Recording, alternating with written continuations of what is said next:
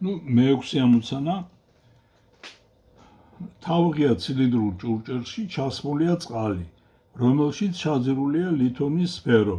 შეიძლება თუ არა სფეროზე მოქმედი ამოქმედებითი ძალა თუ წყლის ზედაპირზე ატმოსფერული წნევა მოიმატებს.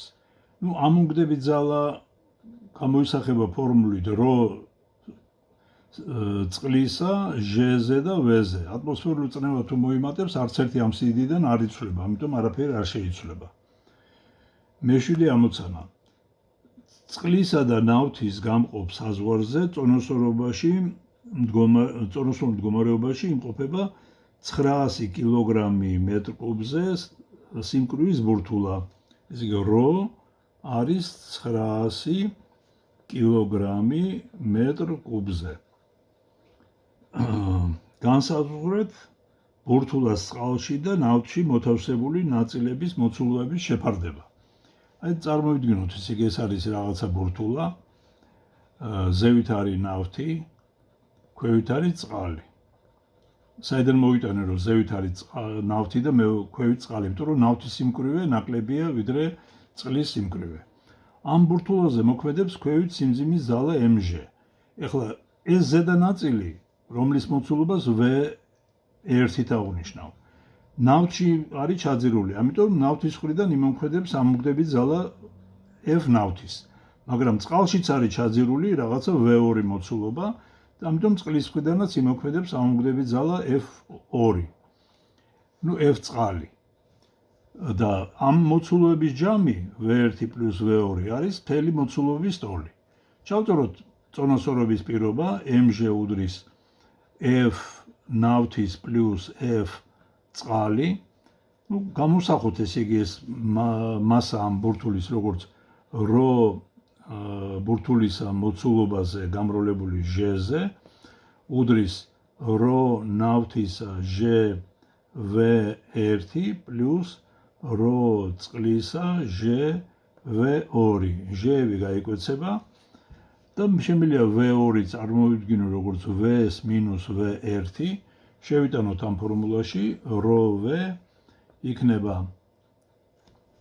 რო ნავთისა V1 plus რო წყლისა V-ს მინუს V1. გავხსნათ აქ ფრჩხილები, ρV იქნება რო ნავთისა V1 plus რო წყლისა V მინუს რო წყლისა V1.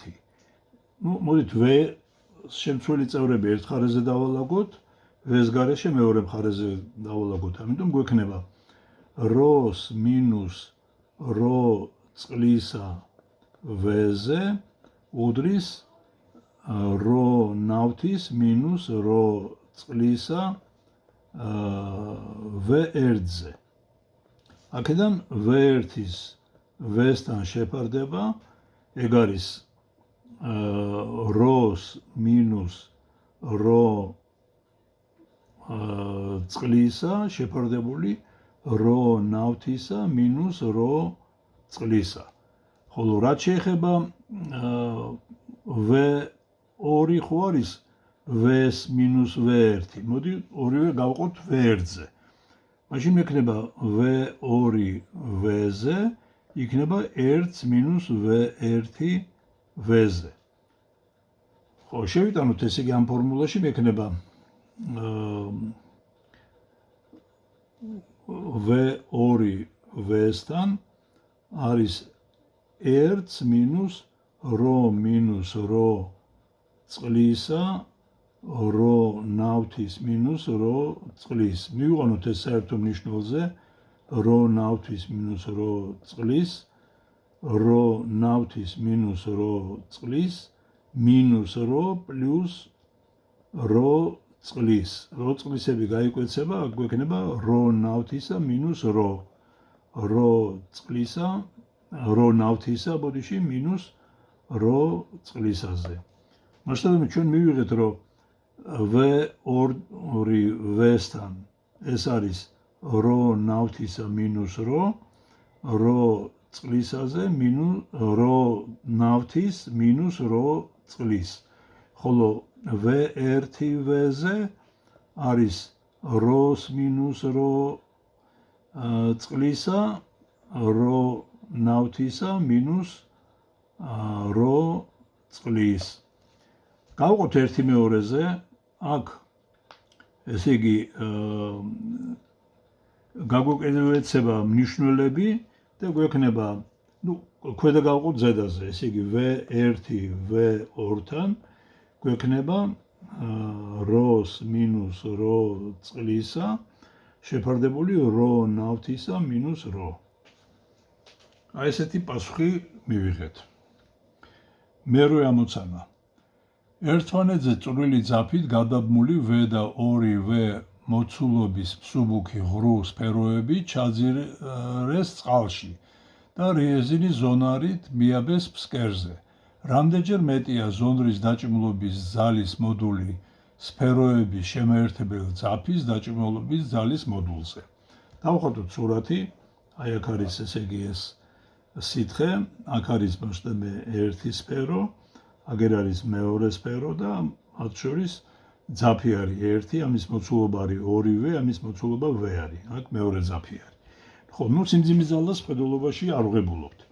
მოდით ვნახოთ ესე იგი ამ სფეროზე რა მოქმედებს. ესე იგი მოქმედებს ზევით მიმართული ამონგდების ძალა F პირველი და აი ეს დაჭიმულობის ძალა T. ამაზე რა მოქმედებს? ქვევით მოქმედებს T და ზევით მოქმედებს F2 ამონგდების ძალა. და ქვევით ამაზე მოქმედებს რაღაცა T პირველი ამონგდების ძალა. ესაა T პირველი, აი ქვედა თოკის დაჭიმულობის ძალა. ხო, თითოეული ბურთულა წონასწორობაშია, ამიტომ შეგვიძლია დავწეროთ, რომ F პირველს პლუს T უდრის T1-ს. ხოლო ზედა ბურთულის წონასწორობიდან შეგვიძლია დავწეროთ, რომ F2 არის ესე იგი T2. ახლა F2 არის რო წყლისა G2V და მაგის ტოლი გამოვა T. ესე იგი T გამოვა რო წყლისა G2V. ახლა რაც შეეხება ქვედა თოკის დაჭიმულობის ძალას, ესე იგი ეს T1 უდრის F1 პლუს T-ს. F1 არის რო წყლისა Gv. ანუ აქ რო შევიტანოთ, ესე იგი T რო შევიტანოთ, მექნება რო წყლისა Gv პლუს რო წყლისა G2V. ამიტომ ეს გამომივა რო წყლისა G3V. ესე იგი ქვედა თოკის დაჭიმულობის ძალა T პირველი გამომივიდა რო წყლისა G3V და ზედასი T არის რო წყლისა G2V. ნუ რო გავყოთ ერთმანეთზე T1 T0 რო გავყო, გამომივა 3 მეორედი. ხო, ახლა მეცხრე ამოცანა. წყლის ზედაპირიდან 0.5 მეტრ სიღრმეზე თოკით ფსკერზე მიბმულია მცირე ზომის ბურთულა, რომლის სიმკვრივე არის 800 კილოგრამი მეტრ კუბზე. რა სიჩქარით ამოვარდება ბურთულა წყლიდან თუ მას გავათავისუფლებთ?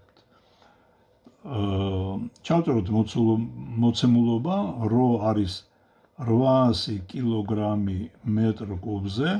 ნუ წყლის სიმკვრივე, მაგრამ ჩაგიწერთ, არის 1000 კილოგრამი მეტრ კუბზე.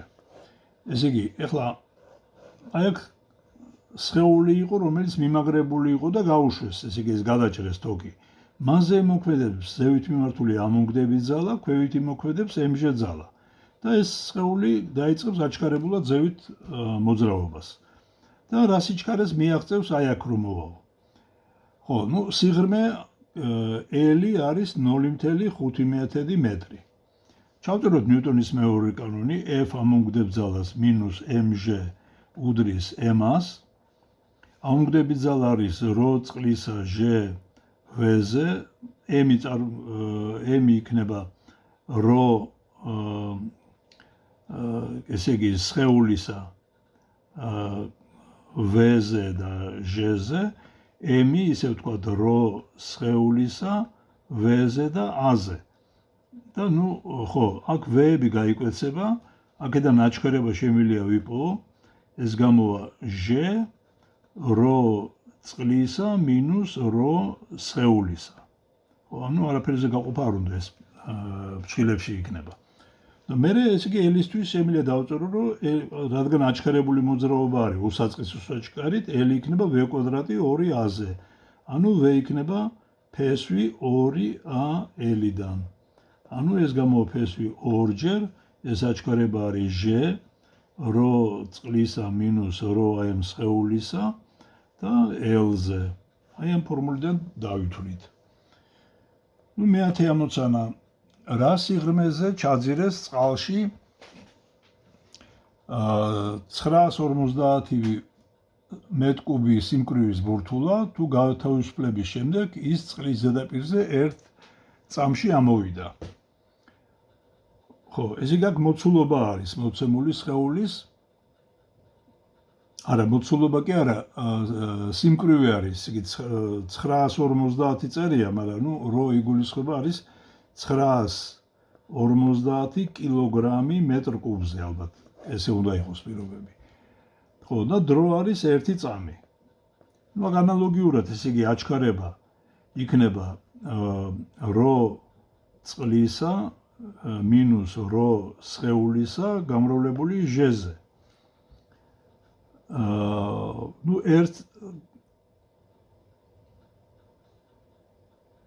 ერთ წამში ამოვიდა. და რა სიღრმეზე იყო, ესე იგი a-ში არის, ესე იგი a t კვადრატ ნახევარი, რადგან უსაწყისო სიჩქარით მოძრაობს.